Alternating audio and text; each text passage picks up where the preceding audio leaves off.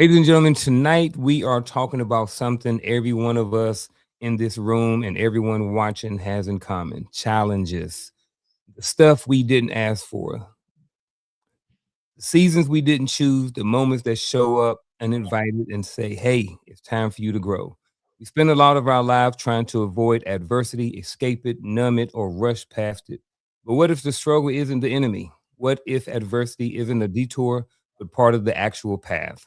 What if the very thing we're trying to run from is the thing trying to shape us into who we're supposed to become? Every man on this panel has a story where life applied pressure financially, emotionally, relationally, spiritually, and we had a choice. Let it harden us or let it shape us. And if we're honest, sometimes it did both before we figured it out. But the truth is, the strongest, wisest, most grounded version of ourselves was not built in comfort. It was built in the gym of adversity, in loss, in failure, in disappointment, in waiting, in getting it wrong, and having to rebuild. So tonight, we're not here to pretend adversity is fun because it's not, but we are here to explore what it produces when we don't waste it. We want this to be a real conversation, not polished, not perfect, but honest, practical, and hopefully encouraging.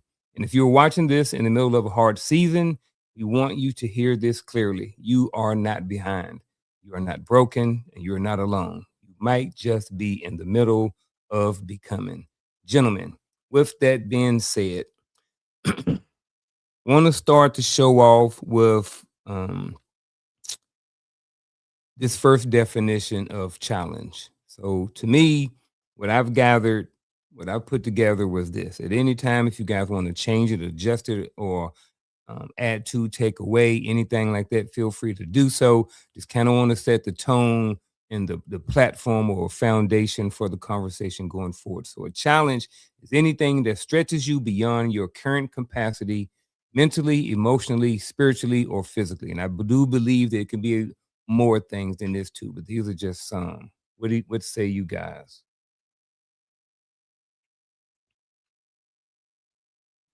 My challenge with this definition Okay.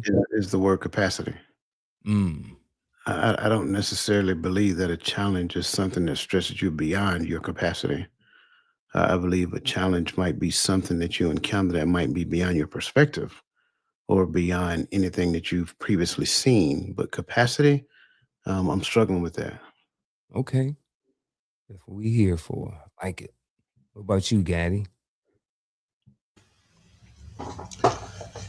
I was good with it till Coach started talking. Yeah. Nah.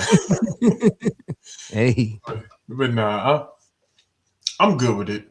Um, I do agree that a challenge doesn't have to pull you beyond your capacity. Um, because a challenge can be anything that just diverts you off your direction. Sometimes, make you take a detour. It could be a challenge. My kids don't always stretch me past my current capacity. I be wanting to stretch them past their current capacity. You know, but it's as a child. I, I get it Yeah. though. So I like what Coach is saying, and I think I agree. I think I want to make a clarification, at least in my mind, in the separation between the two. So I see as capacity as maybe maybe if I'm running something or if I'm an athlete, like my current capacity right now may not be able to run a 6 second 60-yard dash. I don't have, but if I work to it, and I get there, did I have the capacity or did I not have the capacity? Like right now, and I can't do it. But if I work towards it, can I get there? And I guess maybe this is a question, maybe something for coach that I would like for you to kind of rebuttal or kind of respond back to. And I guess that's if right now I feel like or I think I don't have the capacity to run a 6 second 60-yard dash. But if I work towards it for a year, 6 months, or whatever, certain like that, and then I get to it, did I not have the capacity or did I have the capacity? I just wasn't able to get there yet because I had to put in some physical stuff and some hard work and some training to get there. So does that mean that I didn't have the capacity, or is that something totally different? So, to your question, the answer is B. You Mhm. did have the capability at that point in time, but you had the capacity, which is why you were training to get there, right? Mhm. So that's why I said I was struggling with that word capacity. It's like Mhm. saying, um, I don't know. It's just it's just capacity is one of those things, and it kind of really sounds very similar to not the same thing, but it sounds very similar to what we were talking about. I think it was last week, week for last, whatever, when we were talking about a growth mindset versus Mm. a what was the other one? It's on the tip of my tongue, and I can't say it. Yeah, I know Yeah. what I'm talking about. Fixed mindset, Yeah. right? So it's very similar to that, having a fixed mindset, but it's not the same, right? Yeah. Capacity. Maybe I don't have the ability to do it in this moment. Maybe I can't see it in this particular moment. Maybe that's outside of my perspective. But when somebody presented to me, now it's challenging me. It's making me move outside of my comfort zone. And when I move outside of my comfort zone, I don't realize what I'm capable of doing until I actually push myself to the limit to actually do it. Right. So Yep. that point now, even those things that I am pushing myself, that's within my capacity.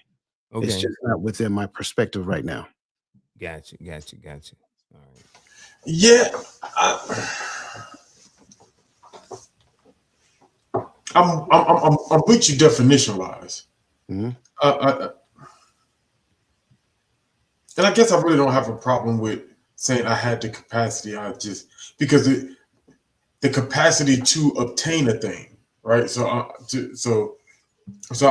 feel where you're going, but I think of it like I guess I'm not using the speed to get to the six, because if I can get to that 60 yard, that my capacity to get to 60 yard is there. Now my speed in which I do it is what I train for, but I'm thinking more of the, when I got if I want to run a 10K and I ain't never ran a 10K, my capacity is where I'm looking at capacity in that aspect from more of a distance, rather than of a, the durability of a thing. So that's what I'm looking at it as the durability. And so I I do agree that challenges can push me past that level. Like so, my durability takes me to 2 miles, but I gotta get all the way out here. So now I'm running that 2 miles until I can add that extra half a mile. Until I can add that extra half a mile, until I can add until I get to that 10K mark, until I can complete it. And so the challenge was I want to be ready to run this 10K, but I can't run a 10K now. But I don't, you know, but I don't think all challenges has to get me to that point, because I want to run a 10K and I can run a 10K, but I roll an ankle the week before. Now I have a challenge ahead of me, but it doesn't. But my capacity is not stretched. Mm. Gotcha. I hope All right. We're gonna that move makes on. sense. Oh, I'm sorry. Are you good?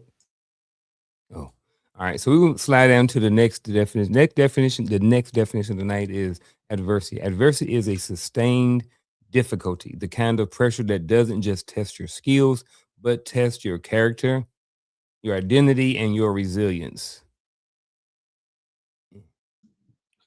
Does it have I'm even pausing as I read it again, especially with the character piece. I don't think necessarily adverse. I think it can sometimes, but I think for the most part, it won't test my character. does it have to be sustained? I don't think it has to be sustained either.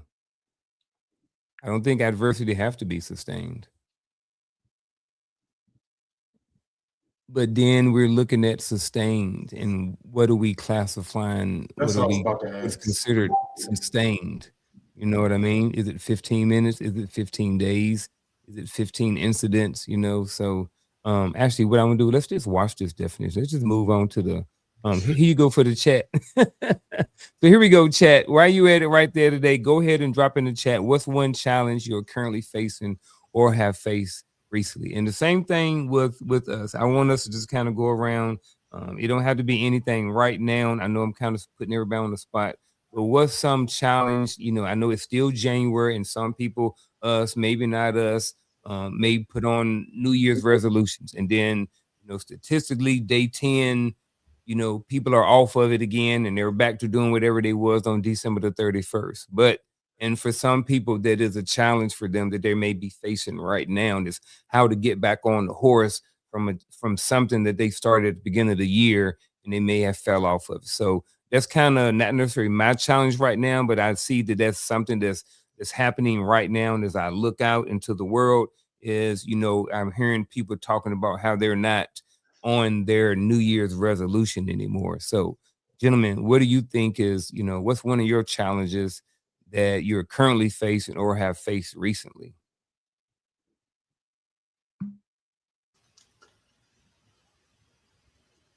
I'll jump out there. You know, um, so as you know, well, if you're not on my on social media, then you probably don't know because I have never, other than talked about it to my brothers in the back office. But December, beginning of December, uh, I had a no, actually, it's the end of November. I had a heart attack. I didn't go get seen until the beginning of December. I waited a week. Don't ask me why. I was in denial. Something was going on. But the heart attack wasn't the challenge because it didn't really scare me. It didn't feel like that concept. I didn't feel like I was knocking at the door. But it's the recovery part. So you talk about the gym, right? It's the nerve wracking feeling of my heart rate going up, and so when I'm working out, when I'm doing my cardios and I'm doing my stuff, you know, getting myself back in my groove, the challenge is pushing myself to a point because once I feel that heart rate go up, and once I feel that adrenaline start kicking in, the nerves start kicking in. The worry. I'm like, oh yeah, let me go relax and see how this feels. I'll try it again tomorrow. You know, and so but tomorrow just keeps being tomorrow. You know what I'm saying? So that's my current challenge is just not being afraid of my own ticker. You know. Um, I was struggling thinking as I was considering this question because I couldn't really think of a challenge, but then I had one that just kind of just jumped out at me. And my challenge is accepting people where they are. For years, for a very long time, back going dating all the way back to when I was in the army. One of the things I know that I can do is see potential, and it's difficult to meter what you can actually see in a person and accepting what that person chooses to do with themselves. And to me, that's a challenge because in my mind, like, sure, I want the best for that person. I really and truly do, sincerely, authentically. But at the end of the day, what I had to recognize is that whatever that person chooses to do with themselves, they believe that that's the best for them and be exactly okay with whatever it is that they choose. And I don't think I'm the only person who does that. I think a lot of people find themselves in the space of that challenge.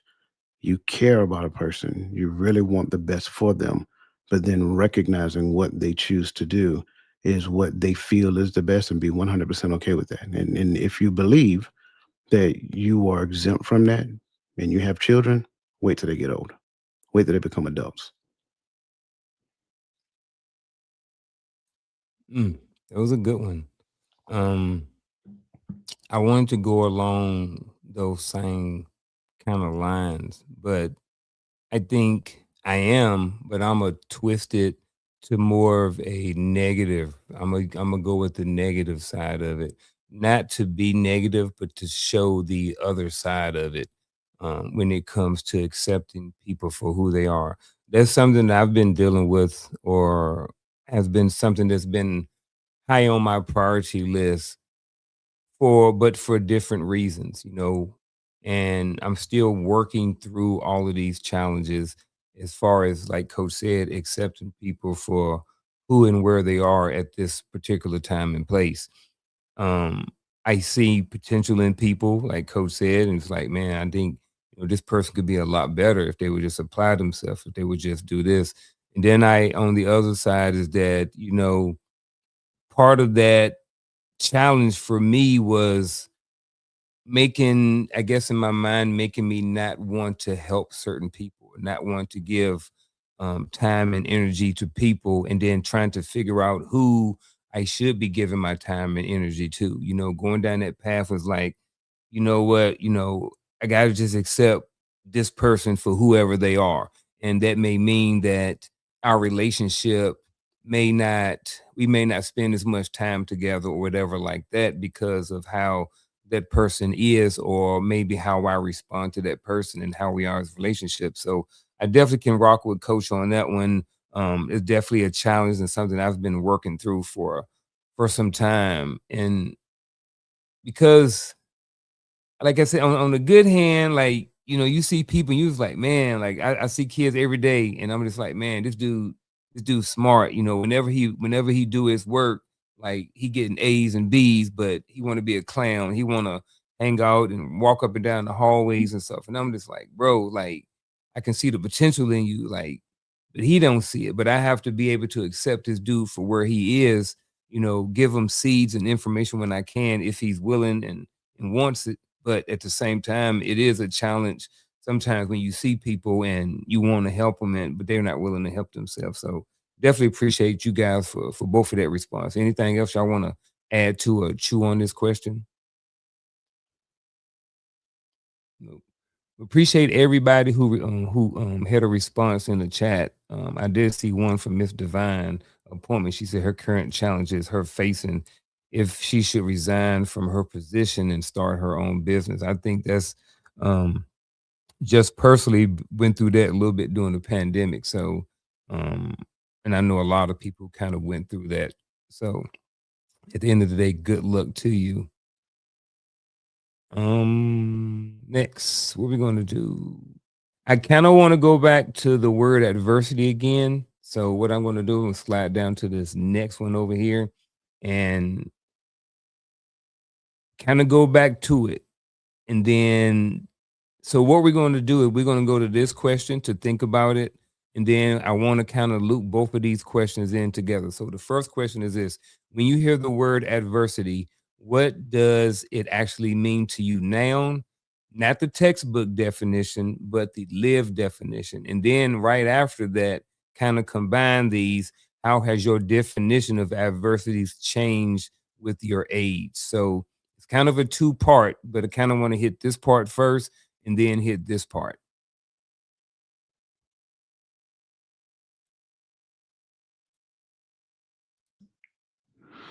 Um,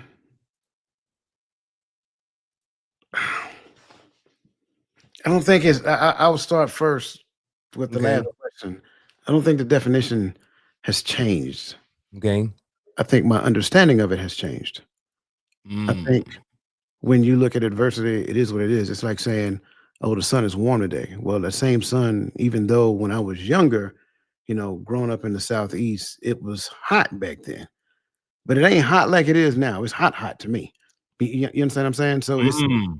different. It's same heat, different type of heat though for I me. like that. So same definition of adversity, which is something that's and again I go back to what we're saying, something that stretches you to move outside of your comfort zone.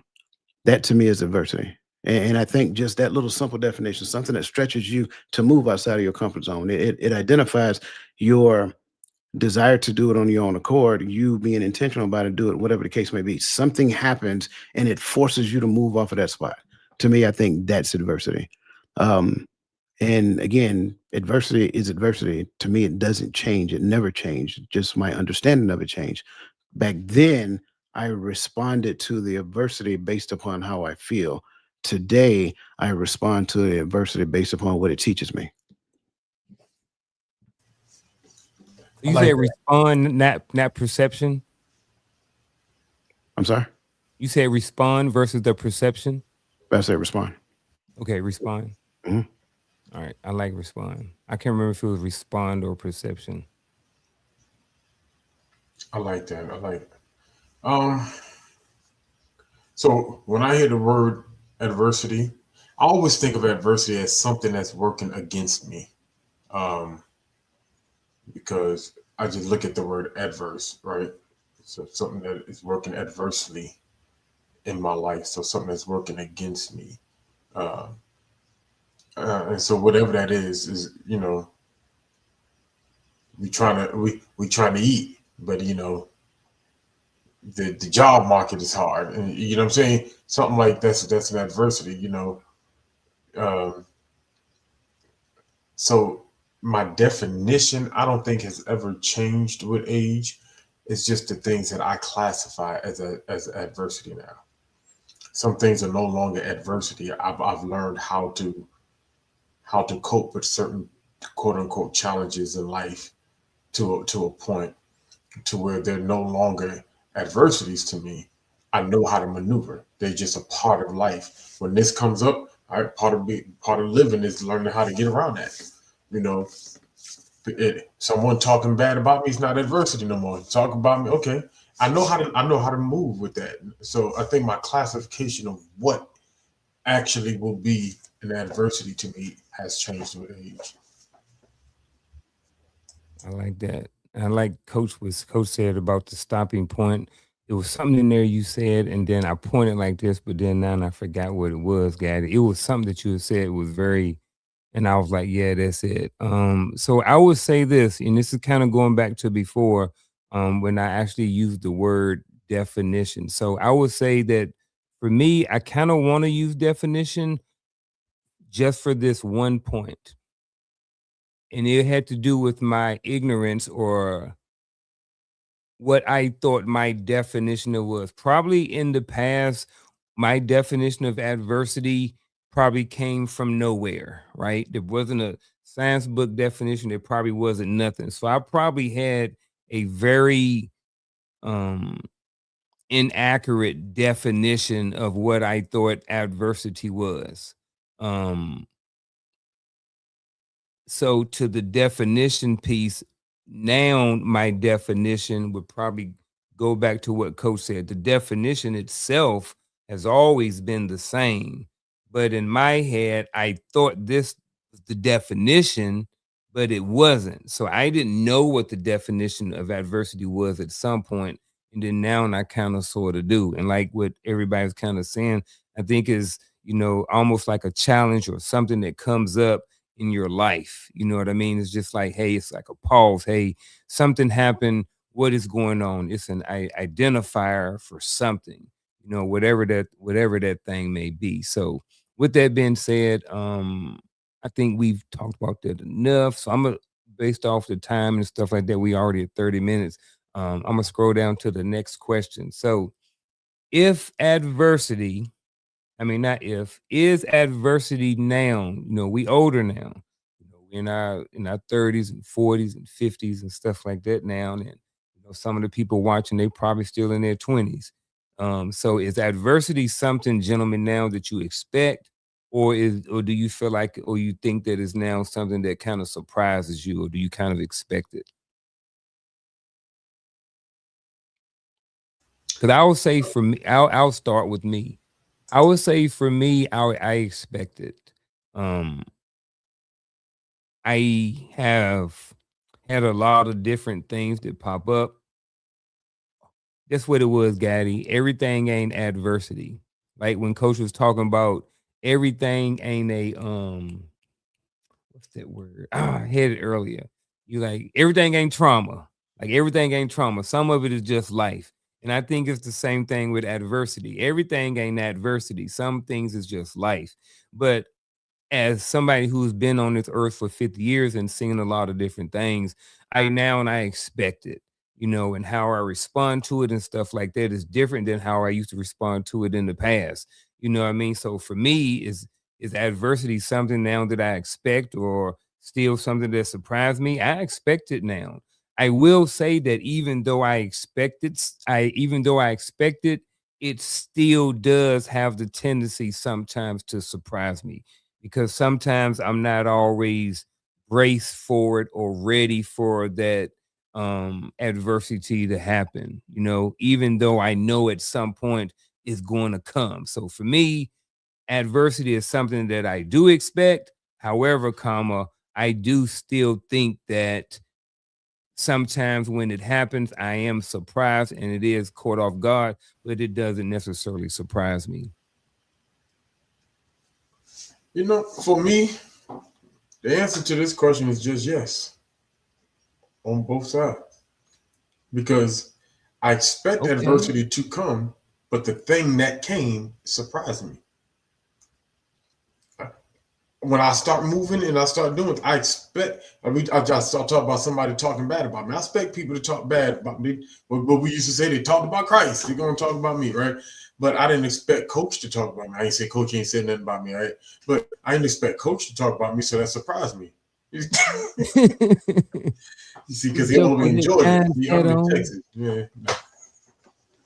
And, but so yes, yes, I on both sides. So Yeah, when I you am say one. that So when you say that yes to both, so when you say you're surprised, in what way are you surprised? Like caught off guard, like I wasn't expecting coach to say nothing negative about me. I get because that's just how he is. He always got something negative to say about everybody. But coach ain't like that. So because coach said it, now that kind of surprised me. You know what I mean? Is it more like that or is it something different? Like, oh, it just came out of nowhere and I'm surprised. So, and I do like the question actually. So in that scenario, yes, because coaches is not like that, or not even just coaches not like that. Coach is my brother. I didn't expect him to say something negative about me, or I expected him to come say it to me and not go to social media or not go to Unc or not go to you get what I'm saying? Like, so that surprised me. And so and it becomes a challenge. I don't know necessarily adversity, but it becomes a challenge because it's not that I don't know how to approach tough conversations. I never thought I'd had to approach one like that with this specific person. So yes, that did surprise me. Yes, that did become a struggle for me. But I do think sometimes although we expect adversity, in adversity can still become a surprise because the we don't expect our good moments to be interrupted. And so I'm like let's say for instance, as I already talked about, I had a heart attack in the gym. I've never felt anything other than muscle pain in the gym. So I'm working out and I'm lifting, and I'm not saying I expected to have a heart attack. I didn't, but I know that things happen, health issue happen. You know what I mean? And I'm like, but I'm working out, and I don't expect this to be the thing that happened to me in the gym. I'm just lifting. I'm just getting into my workout, and I feel and I feel this exhaustion. And when I kind of realized what it was, but I was like, nah, because I was so in shock. Like, dude, a month before your 40th, this was happening. Nah, it ain't happening. Like so that was something that shocked me because I was enjoying a moment and was not expecting adversity to hit me at that time. And so it sometimes it just because you weren't supposed to interrupt my good moment.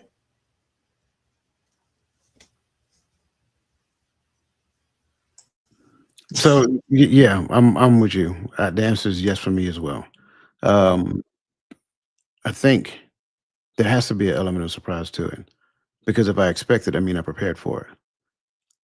And if we understand what adversity is, like I know you mentioned what I said about trauma. Everything isn't trauma, especially the way that we pattern it in these conversations today. Mhm. Everything that we call trauma is not trauma. But what you thought was trauma was adversity. See, there's far more adversity than we even recognize. Even in the midst of just living an everyday life, there are still small amounts of adversity that you're going to go through your day to day. Most people don't even see it. Most people don't even realize it. And a lot of times, it teaches you lessons about yourself that you did not see. And then there are heavier doses of adversity that show up as well. And that's the one that really stretch you. That's the one that's really is going to move you. It's just like going to the gym. You know, you go to the gym, you lift heavy weights, you lift heavy weight for a particular reason, but you can't lift heavy weight every day, right? You got to change it up. So lightweight does the exact same thing that heavy weight is, just does it in a different way. Same thing with adversity. Adversity happens that exact same way. So a lot of times when we're dealing with certain things, and there's small things, we used to call them in the army ankle biters, that's still adversity. We have to adjust to account for them. So when you look at those things, do we plan for adversity? Absolutely. That's the number one thing that you do in project management. You plan for the what if to actually happen. But what if I had not considered this particular what if? That's the one that's going to surprise me, and that's the one that's going to hit me, and I'm going to have to adjust according to. So yes. Okay, I like that.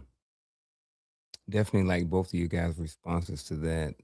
Another follow-on question to this is: do you think that men are taught to face adversity in healthy ways, or just kind of in the silent ways? What do you guys think? Do you think that men are taught to face adversity in healthy ways, or just in silent ways, or even at all? So this question is assuming that men are taught to face adversity. But if you don't want to go and say that men are taught to face adversity, I'm okay with that too. So again, the question itself, but if you want to back it up and not assume that men are taught to face adversity, I'm okay with that and the way that you respond to this question as well. Um, I go first on this one. Do I think men are taught to face adversity? Pause. Yes, they're taught to face adversity according to the person's perspective of adversity who taught them. In healthy ways, no one cared about that. No one even considered that. Besides, when we look at healthy ways, now it assumes that every adversity that I respond to, requires a particular way for it to be healthy. No, some adversity you just need to respond to, healthy or unhealthy, right? Now, when we start talking about healthy ways, though, we're talking about ways to where I actually understand the adversity and the adversity grows me to move forward, or are we talking about an unhealthy way of it responding to adversity is just me getting from under the pressure of this thing? Because I think a lot of times in your younger years, you look to get from under the pressure of the thing. In your older years, you look to learn from the thing. So I don't believe silent ways is an option, because I Mhm. think in most cases, men respond. It may be perceived as silence from somebody else because the response is not what they're accustomed to. But there is a response. That's a part of human nature. You are a communicative being. You communicate in the way that you know how to communicate. And let's just be completely transparent. A lot of men did not know how to communicate verbally what they were feeling. So their automatic response was to be quiet and to think about it and stew on it and process it and make sense of it. That is a form of communication. So I think when we look at this question, do you think men are taught to face adversity? Yes. Most men I know, right? Most of us are taught to not run from problems, to deal with problems head on, to handle it, whatever it looks like, right? Sure. In healthy ways, no one knew that back then. Back then, we weren't even considering that because we were doing it the way that we seen men in our family do it. And if we did not necessarily have men in our family, we found a man and seen how they handled adversity.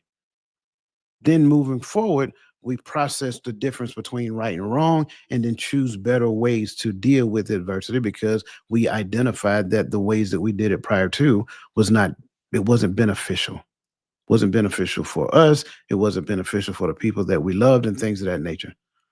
But I just don't think that silent waves is an option. I think we responded to adversity the way that you know how until you discover better ways to respond to it. So before you go, son of Timothy, Coach, you kind of said something right before near the end, and then you said something about this before about so who's teaching?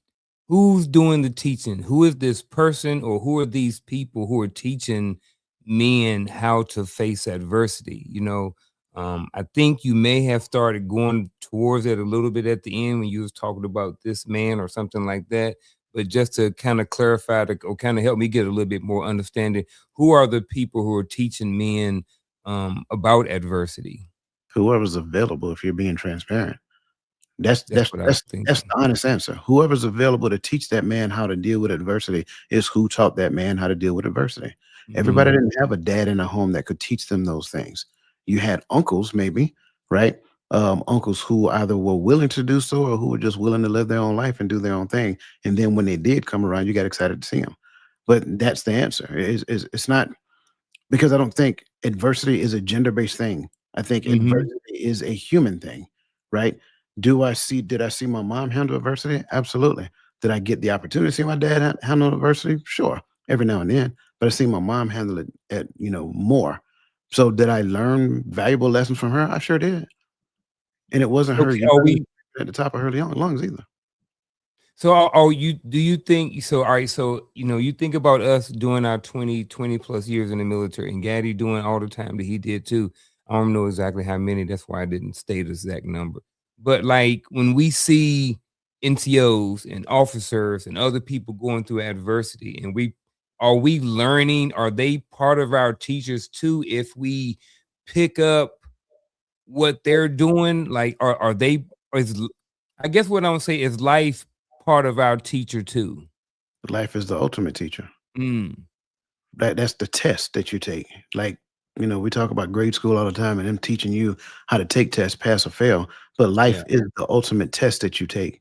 It doesn't matter who the person is. You're learning from everybody if you're smart.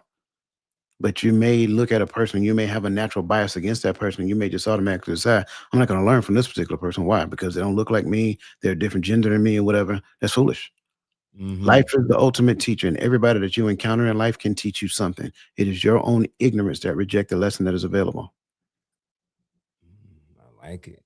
You got some more ammo now to answer this question, son of Timothy. I mean, he took the ammo and shot it all out. You know what I mean? Like, but he went right where I was with this for me. Um, I think it's I think it's a trick question in the sense of, do you think men are taught to face adversity? Well, what do we and I'm right with Coach X, what are we classifying as adversity? One.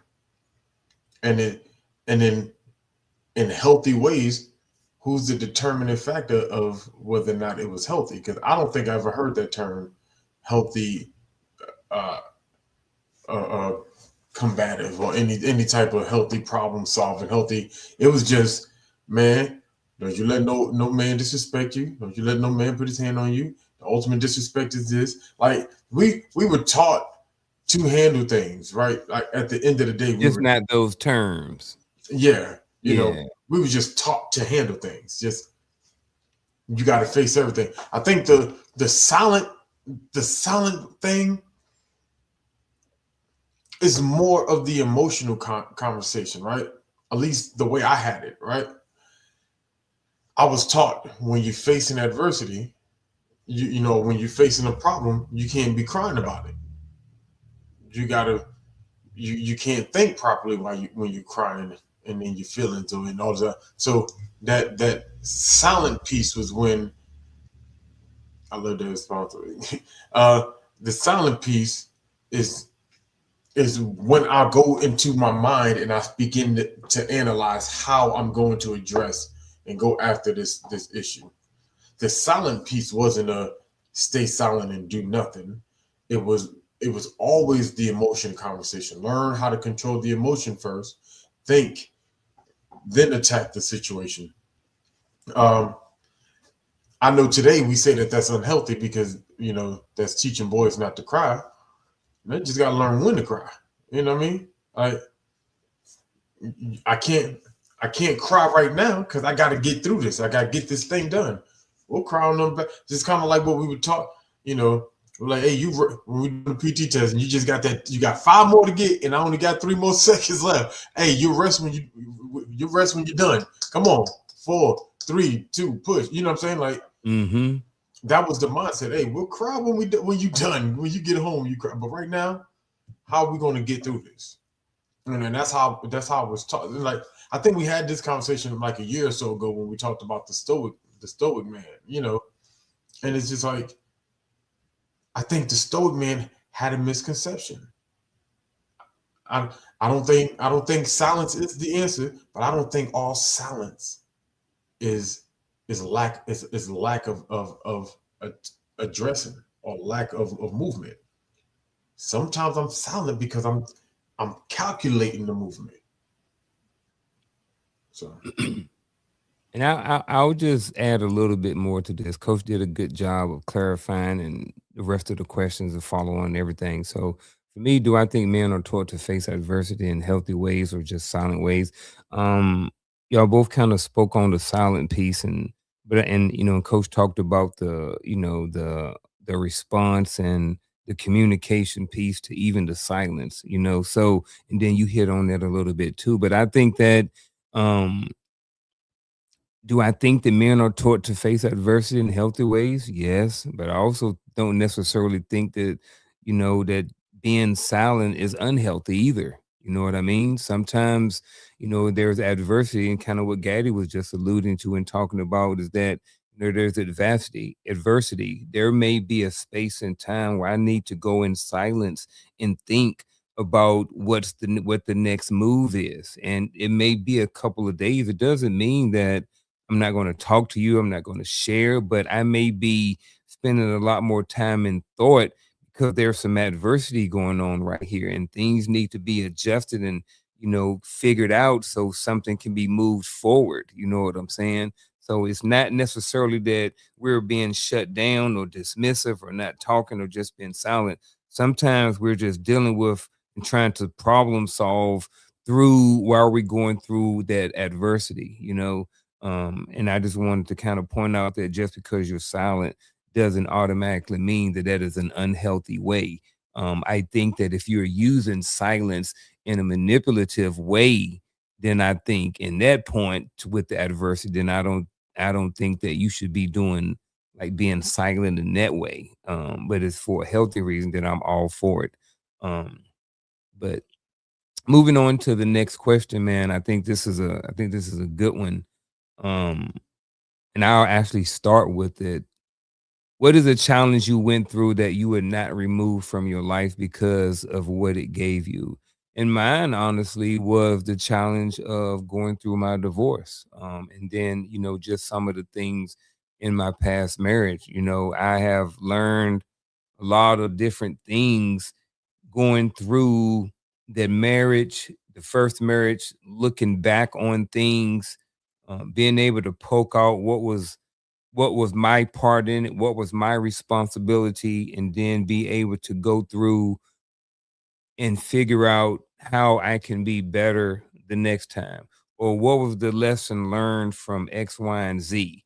So that was a big challenge, learning how to maneuver with kids and all of these different things. It helped me grow in a lot of other areas of my life because there was just one incident, but it's so big and it has so many different legs in the divorce. I mean, you got wives and husbands, and you got kids, and you got family members, and you got in-laws, and you got relationships, and you got football games. Now you got new boyfriends and new girlfriends. I mean, all of the different challenges and stuff like that that you go through in a divorce, or there's a lot. And when you've been with somebody for a lot of years, 14, 15, 19, 20 years and stuff like this, and then you break up, you know what I mean? Even the challenge of kind of sort of for some people learning who you are again, because you've been with somebody from the age of 20 to 40, you know what I mean? And then now you're single, you've been married and raising kids for 20 years. Now you're single and maybe you're not raising kids. So for me, the big challenge, I know I've kind of long-winded on this one, but one of the challenges that I went through that I would not remove from my life because of what it gave me was the challenge of the divorce and everything that I learned from it. Now that I'm on this side of it. Um, I would say uh, my early life poverty, right? Um, because I learned a level of contentment in life. Like I don't need to hit the lottery. I don't need to be a billionaire, millionaire, nothing like that. Um, right where I'm at, I know what to do with it. I know I know how to use it. Um, doesn't mean that I lose my drive to get promoted. I don't mean I lose my drive to you know walk through an open door when it opens for you, right? And take opportunities that will better you. It don't mean that you don't want to better yourself, but it means that I'm not. I'm never willing to compromise me, my character, my belief, anything like that, for the sake of making more. If that makes sense, So learning that contentment early on in life is like I promise you, when I was a private, that was more money than anybody I knew had at one time. You know what I mean? So for me, I was already doing all right. You got to promote so you don't RCP and get kicked out. But but other than that, I've already come up in my mind, and so everything from then on was a plus. Only thing I just wish I had better money management skills when I was younger. But outside of that, So, for the sake of conversation, both of you took my answer, um, but I can still use that answer. Both Yeah, of them. you can add more to it. Yeah, both of them actually. Um, because when I look at this question, what is the challenge you went through that you would not remove? I don't think I remove any of them because Mm. every challenge I've been through is what created me to be the person I am today. Each challenge was unique. Each challenge brought a different lesson that I had to learn about myself. The challenges that you go through in life aren't about the thing or the person or whatever. It's about you. Every last one of them is about you. What you need to learn so that you can move to the next stage or the next phase. And so every challenge is the reason why I'm sitting in this chair right now. If there had not, if one of them was missing, I do not believe I'd be talking to you guys right now. I do not believe that I would be doing the things that I'm doing right now. So, Mm. what challenge you went through that you would not remove from your life? Not one single one of them, because it gave me my current identity. And then the next one that shows up, sure, there's going to be more to go along with that, right? And it's going to make my current identity more clear. It's going to make the things that I'm doing more profound and so forth and so on. So that's my response. Mm. Um, I like all of that. I know I went first on this, but I think there was really, it kind of circles back to around is, when people talk about, we learn from everything that we go through, all of those lessons and stuff like that, to hear somebody say they wouldn't change or they wouldn't remove any of their challenges out of their life. It just kind of gave me pause for a minute. Like, Like, yeah, it's like I knew that, but it was like it was almost like reconfirmed again, like just now. It's like, but it was almost like I just heard it for the first time, but I know I haven't. So like that really resonated with me. And I think that, that's probably, when people say, oh man, I gotta go through this challenges. And sometimes the challenges and adversity, they freaking suck sometimes. They just do. You know what I'm saying? But and then people talking about with hindsight's 2020, you're on the other side of it now. And yes, we are on the other side of it now, but I'm thinking I'm liking that. I'm thinking I'm liking the fact that I wouldn't, you know, remove any of those challenges. But then I think about some of the really hard ones, and I wonder, and like some of them, I was like, man, I wish I wouldn't have went through that. So I don't know. Maybe that's something for me to gnaw on a little bit later on tonight or tomorrow, like that. I don't want to hold up the conversation or anything like that. But But definitely, if I can though, because yeah. so I was on the same thought right now. Hmm. I promise you, when I say coach, I always take my answer, but I went Yeah. first because in my head I was like, let me pinpoint one because I'm thinking on the same mindset. But even what you said, like I think sometimes I'll be like, there's some things that I've learned from certain things I've went through that I wish I could have learned a different way.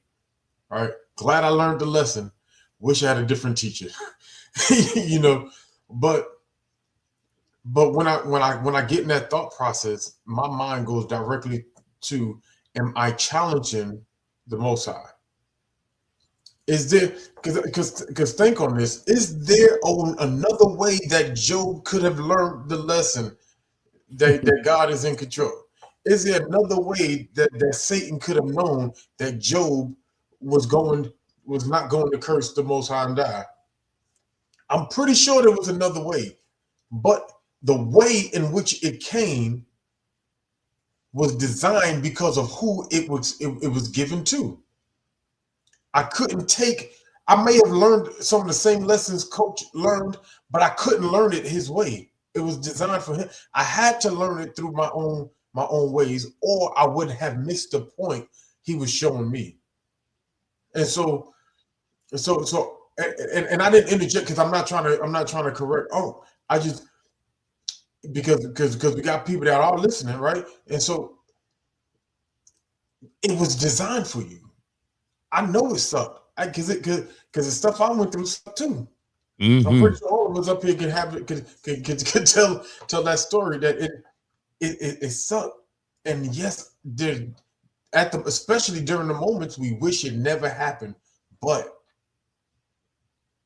who else could have handled it, moved forward, and still grew because of it, if not you? Yep. So Man, I definitely appreciate the add on you added onto that question. Definitely appreciate all you guys perspective and stuff like that. So I got a personal question for us and the audience. I want to spend a whole lot of time on it. Maybe pick one or something like that, and gnaw on it for a little bit, and then we'll just swing around the horn real quick, just for sake of time. So here's a personal question for all of us. What's one expectation you carried that wasn't yours, but you lived under it anyway? What's one expectation you carried that wasn't yours, but you lived under it anyway?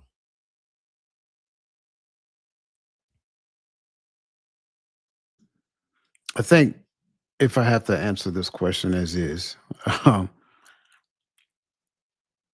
for a very long time, I carried the expectation that I had to be twice as smart and work twice as hard Mm. because that's what was taught to me.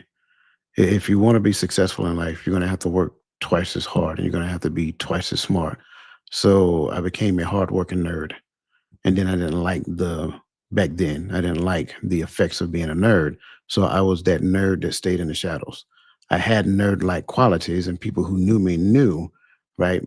I was a nerd, but then I kind of like, I want to be with the cool kids, right? Everybody did that. So, I did not display. I would sometimes act as though I didn't know. Um, and so, yeah, I mean, I that's it. I don't. There's not a whole lot of expounding on that. Like twice Mm. as smart and twice as hard. That's it. Yeah. I'll let you go last, Gad. I'll let you clean us up.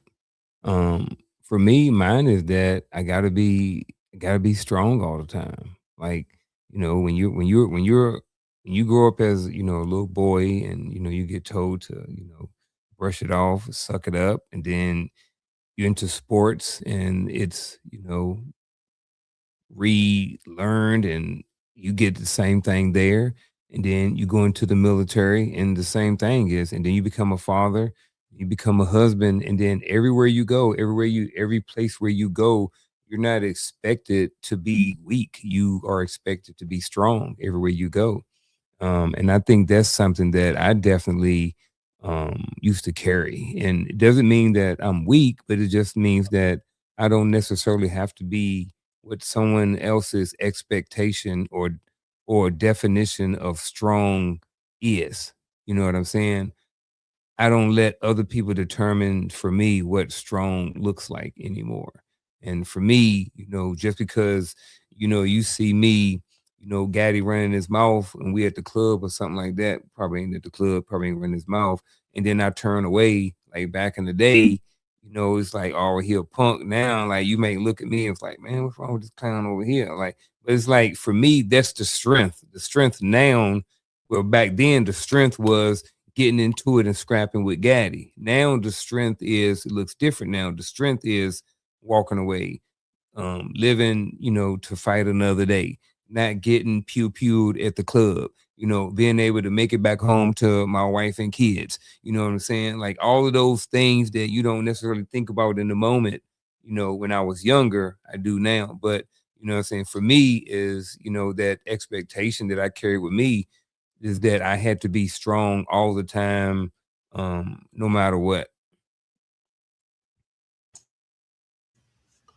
Man, that You was you actually you, you know you know Gaddy like 6'2", right? I'm just want to put that out there. Just Is he for real? You that tall? nah, man. Oh, I'm like I'm. I might be the tallest one on this panel, but I How are ain't. you? Nah, I'm 5'11". Oh, you taller than me. I'm like 5'6" and some change. Yeah, I'm taller than everybody on this, and it's sad. Ain't none of us 6 feet. I'm the tallest one on the panel. okay. I'm going back on mute now. I'm done. Hey, real quick before you go, I definitely want to take a quick second to shout out everybody who donated. Definitely appreciate every single seed that was donated into this podcast, into this Hearts of Men, into Empowering Perspective, into all of that stuff like that. Definitely appreciate it. Um, RBN Brower, his divine appointment, and anybody else that I may have missed. Definitely appreciate the donations. Appreciate you. All the money and proceeds would definitely go back into building something bigger and better and giving you guys exactly what, not exactly, but back into the production and stuff like that. So let me shut up and let Gaddy answer this question. Again, appreciate you. No, definitely, absolutely appreciate it, man. Um, it's part of the way we keep Coach from going deep into his pockets, so we can keep giving y'all quality. So, um, whew, now I forgot what my answer was because strong was actually my answer. Uh, but and honestly, it was. It was quite a few of them. But one, not that it wasn't mine, but the pressure, which was making it in the military. Right? Mm. You know how much even when I got in trouble, I would do anything, not to get myself chaptered out the army, because I could not go back to the hood and say I didn't make it. Hmm. You know what I'm saying? Like I just knew, and it's just everything that came with that. Like I stayed, I might have stayed in my marriage too long because I felt like there was an expectation for me to be a good family man. Like the way that I perceived my life young, and I think and I don't even know if it was expectations of others. I just always believed that that's what they thought. People thought that I was going to have a successful marriage. People thought I was going to be a successful soldier. People thought, and so I lived this mindset that I couldn't disappoint. Who couldn't I disappoint? It didn't matter. I couldn't go back there though and have them think that I couldn't hack it because I wasn't gonna be that guy. And so and I think it's a lot of decisions that I made and didn't make, a lot of situations I stayed in longer than I should have stayed in, or what have you, simply for the fact of I did not want to go home and say I failed.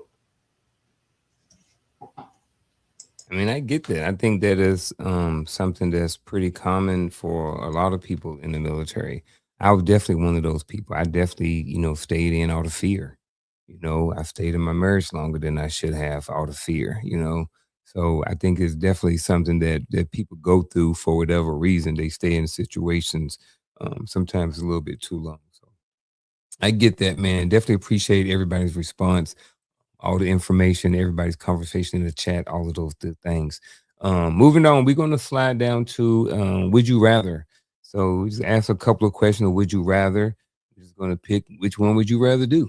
So with that being said, gentlemen, the first would you rather question of the evening is this: would you rather go through a painful season that makes you wiser, or a comfortable season that keeps you the same?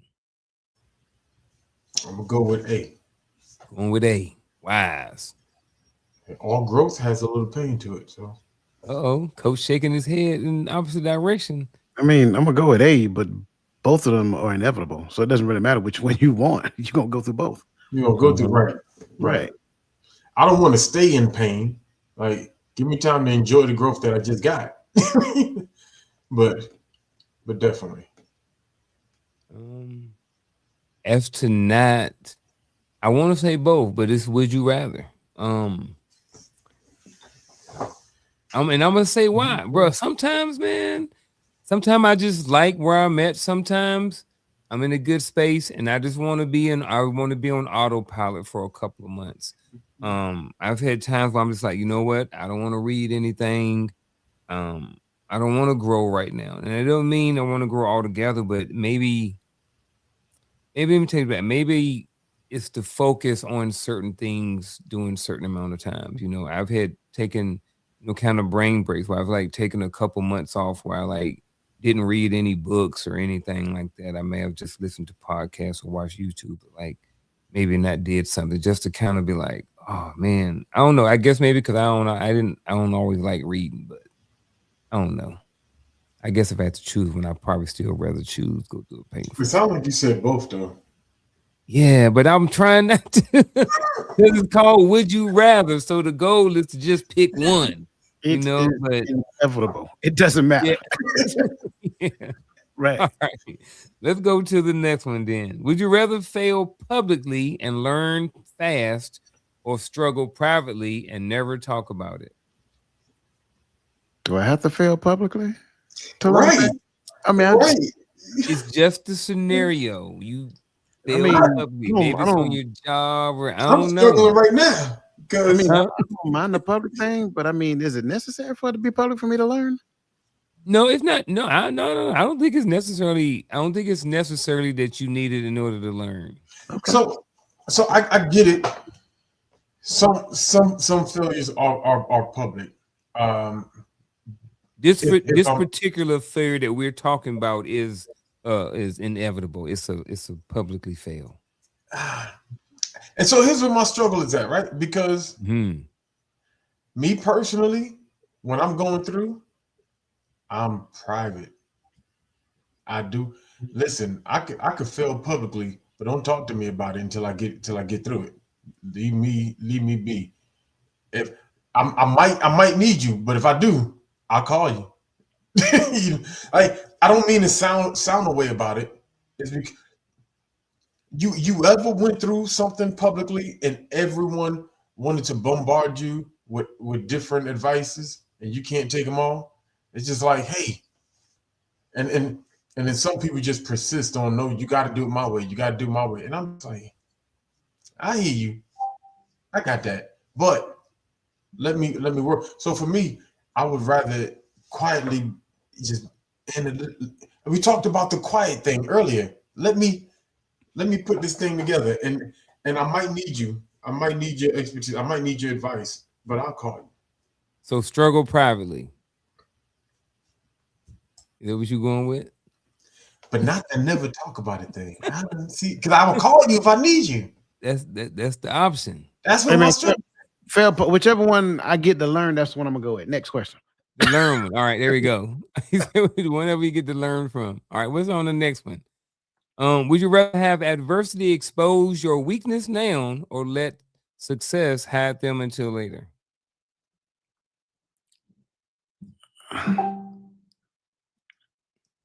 I'm All right.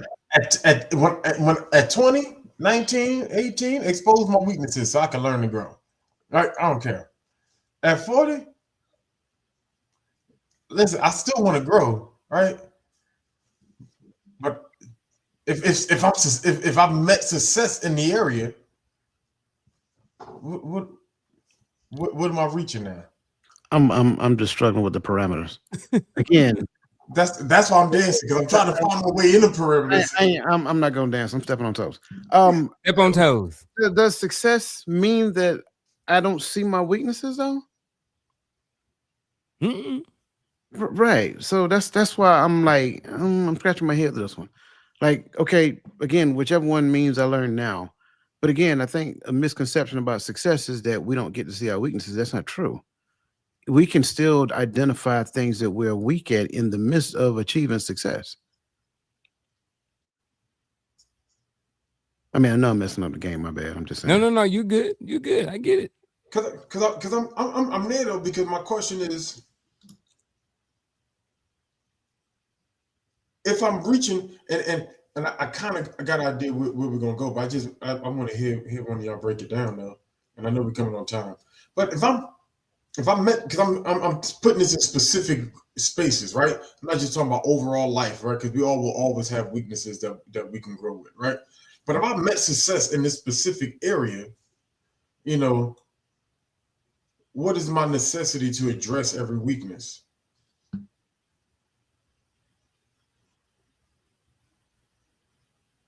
Yes. All right, we're gonna slide down, we're gonna do one more, and then we're gonna jump to the next question. How about that? All right, so here we go. Last one. Would you rather face one intense season that changes everything or multiple smaller challenges that slowly shape you over time? And again, I do think this is something that inevitably both happens, but it can happen that both can happen. Tongue tied. I'm gonna pick number two on this one. Yeah, I'm with overtime as well. Like the overtime. Mhm. Yeah, I agree. I agree. All right. Next, gentlemen, what we're going to do, we got the next question. So the next question is this: how can adversity break a man if he doesn't process it correctly? And I know I said man, but I think this is one of those questions I want to take out man, and I would just want to use the word person. I Um, have a request. Because I noticed somebody said in the chat that men process differently. So I would like for the women to answer this question in the comment section because I want to see just how different we are. Because I don't okay. necessarily subscribe to that. I don't subscribe that men process differently. I think we process pretty much. We just process. That's what it is. We have different Mhm. upbringing, we have different backgrounds, things of that nature. But I'm curious. So, women, if you don't mind, answer this question in the comment section. How can adversity break a woman if she doesn't process it correctly? Mm. All right, here we I go. like that. I ditto that request. um, hmm,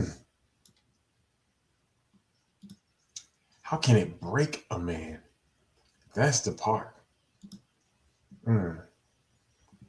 So, to be honest with you, when I hear the word break a man, if he doesn't process it correctly, it for me, it's the situation, right? So if the adversity, especially, is family related, because let's just be honest, a lot of everything we're taught, and a lot of everything, even the process differently concept, is because we're taught everything from a be prepared to take care of a family aspect as men. All right, you know, you make this much money because you got to be able to take care of family. You know, you got to be able to maintain the jobs. You can take care of family. You got to be strong so you can be able to take care of your family. You know, all of these things we're talking about, we was always taught it from a family perspective, right? And so, at least I would say in large, because I know there's nothing absolute, right?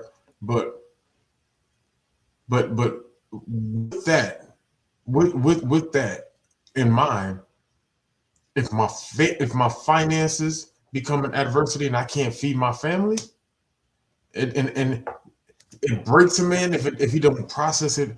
Like the hard part is when I hear my kids say I'm hungry and I ain't got nothing and I can't do nothing about it. That could break a man.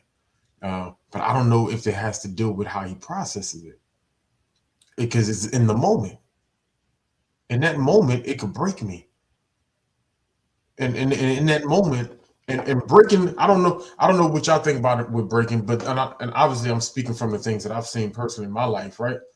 You know, but I watched my mama more struggle trying to feed us, and, and when it broke her, my mama went to go do some things to get the money, right?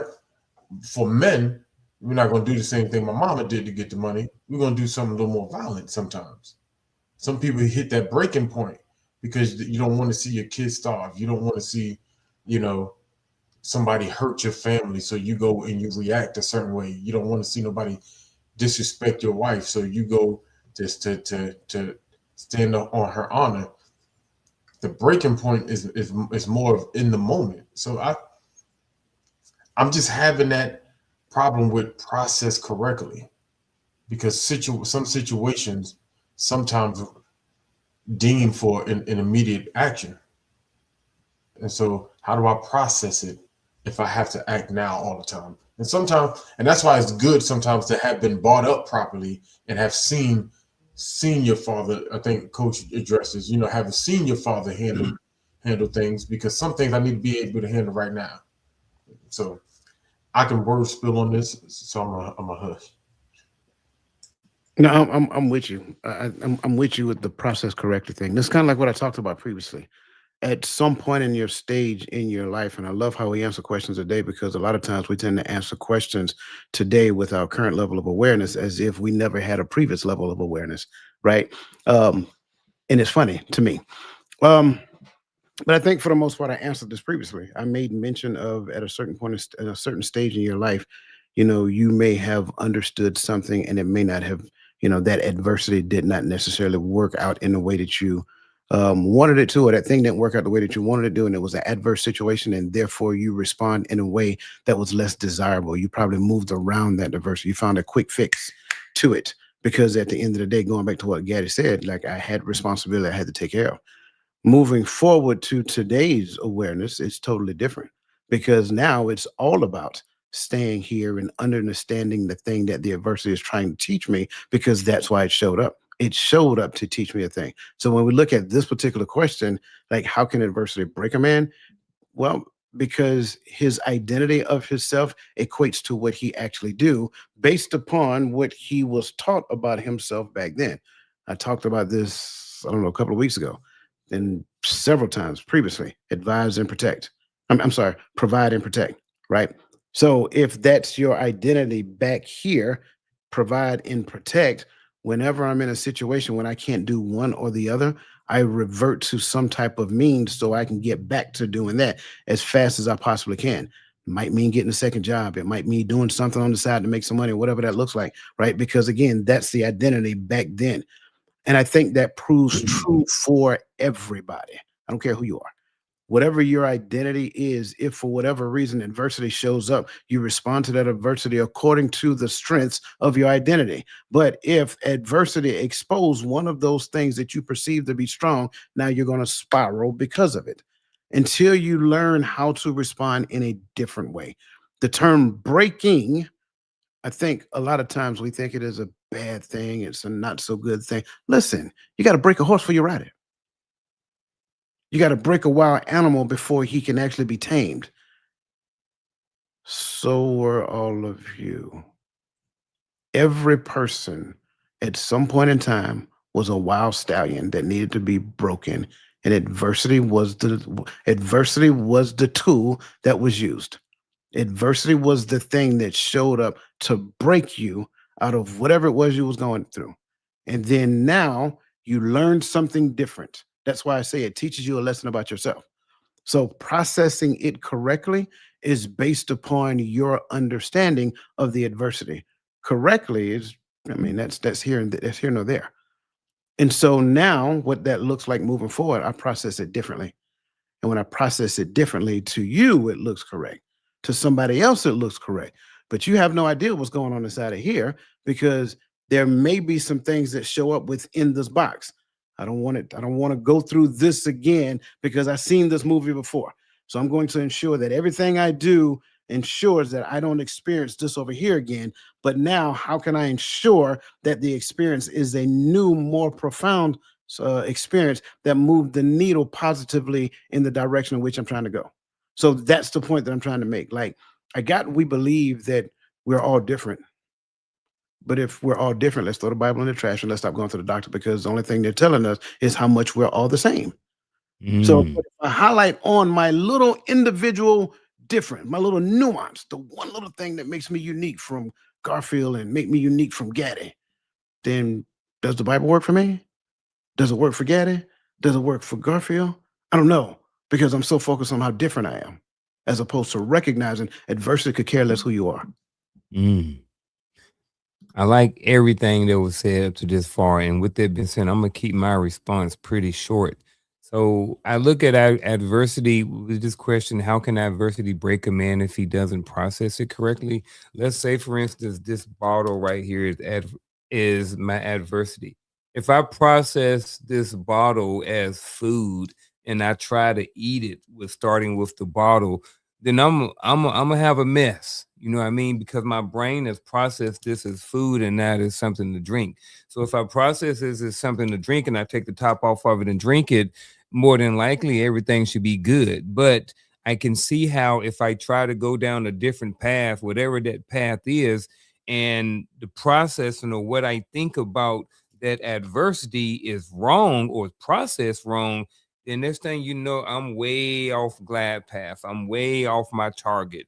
I'm way off, you know what I mean? Or I can be way off where I'm actually trying to get and where it can my adversity can benefit me. So I think that the processing with along with this and everything you said, the processing of the adversity is very important. And it goes back layers to how you're receiving it, how you are learning it, and all of those other different things when it come into adversity.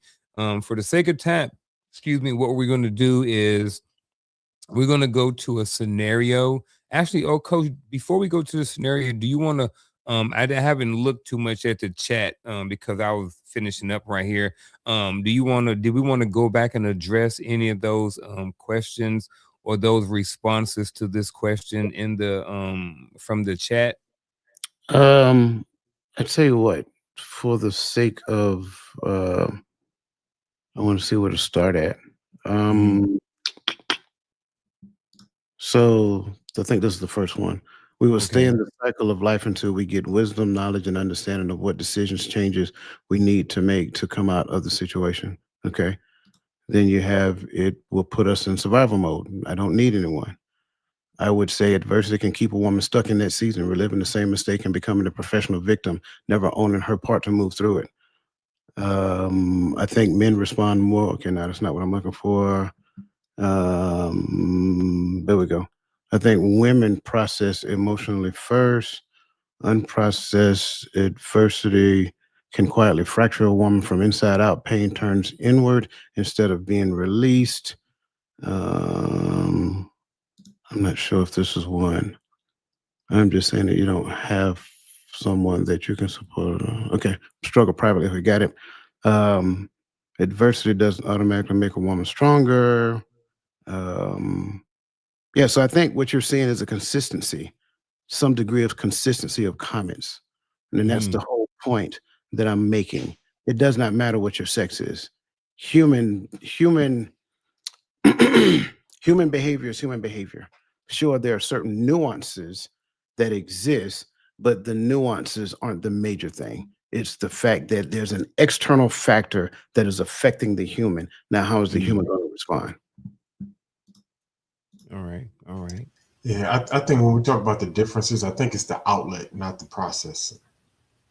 All right. Right. So what we're gonna do, we're gonna hit this scenario one real quick, and then we're gonna follow up with the final thoughts. We'll go Gaddy, Coach, and then I'll clean this up at the end. So here's the scenario.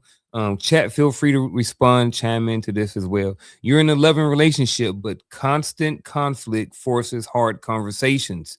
Do you see do you see the tension as a warning to leave or an opportunity to grow, communicate, and mature? And then explain. This is Tyrone. And, and maybe Tamika. Is it Tamika? Yeah, I think it. Uh,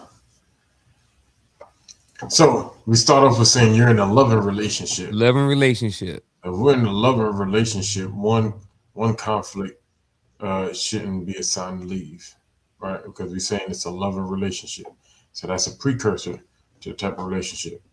But then you say, but constant conflict, like so, we're talking about the same thing every day, and it's creating hard conversations. We I look at that and I'm like the relationship is loving and we're having this one conversation every day. I'm assuming it's the same conversation every day about the same thing that's bugging me. Why why is there an inability to adjust in this place? Because we need to address that instead of because because what are we trying to do? I think it sounds like you're trying to get me or I'm trying to get you to stop doing the thing that bothers me, right? Versus trying to understand why you do the thing, you know, and and is it something that I can begin to? Because I think sometimes we get bothered by stupid things when we're in relationships. I see you every day. I listen to you every day. I watch you every day. I smell you every day. I just don't like the way you smack your teeth when you eat. Now I want you to change the way you eat. Like those, that's petty. So really get to the nitty gritty of why this bothers me and why why are you attached to it, and then we can address it that way because the precursor, you're in a loving relationship. Now, if you didn't put the precursor, what type of relationship, depends on what it is. You can play with the scenario a little more for me because now I'm in the space to where I'm trying to figure out, if everything, if every boundary that I've put up, you had to cross. Everything I said, you had to do the opposite. Or everything I'm involved with, you had to demean, and so we keep having these conversations. Okay, the problem is you don't either there is no you don't respect or love me in this relationship, and so what are we doing? That's the next conversation. But the precursor in the lover relationship, I'm readdressing how I look at and how they look at whatever this issue is. Okay, I'll be real quick, Coach, and I'll let you clean this up. So you're in a loving relationship, but constant conflict forces hard conversation. Do you see the tension as a warning to leave or an opportunity to grow, communicate, and mature? I'm kind of going to say a little bit of both. First of all, I need to get to the nitty gritty and figure out what's the reason why we having these constant conflicts, and to where we having to keep force these hard conversations. We're not married; we're just in a loving relationship. It all depends on how intentional we are, all of these different things like that when it comes to the relationship. So I think for me, I would probably be more so on the side if I am in a loving relationship, I wanted to continue on, I wanted to move forward and different things like that, then I'm probably going to see this more of an opportunity to grow, to communicate, and then to mature. I'm not going to be looking to try to end the relationship. If at some point we're talking, having conversations, and I see the constant conflict is something that, I don't know, something that maybe, you can kind of deal with it, but it may be a deal breaker somewhere along those lines, or it may be something you can deal with, but you may later on decide that you really can't deal with it. It may be a deal breaker. Like maybe you met your girl at the you met your person at the club, right? And now, you getting your life together, whatever like that, but that person kind of still want to keep going to the club. You know what I mean? But now you in a space where, look, I really ain't about that life no more. So I don't really want you going to the club no more. So now there's constant conflict about the club. So now that may be a deal breaker. We may be on two different sides of the fence as far as our trajectory and what we want in life. I'm trying to settle down, have kids. You still want to be in the club. So depending on what that constant conflict is, that's forcing these hard conversations is going to determine whether or not I'm going to see that tension as a warning to leave or an opportunity to grow and communicate. Now, initially, I'm going to want to have the opportunity to grow, communicate, and mature. But after a while, we keep talking about this club thing and you keep wanting to go. Then after a while, I'm just like, look, well, there's too much tension here. You want to live that lifestyle. I want to live this lifestyle. So it may be better for us to just, go different directions and stuff like that. So we're all still here. Just FYI, coach dropped off. I'm not exactly sure why. I'm not exactly sure if they have weather or if it's his social media or his account or anything like that. But we're going to keep rocking on, and then we're going to rock on right now with our final thoughts. We're going to go with Gaddy, and if the coach comes back in, we'll pick him up, and then if not, then we'll close it out or see what goes on with coach and whether or not he'll be here for his final thought or not. So with that being said, ladies and gentlemen, it's time for our final thoughts.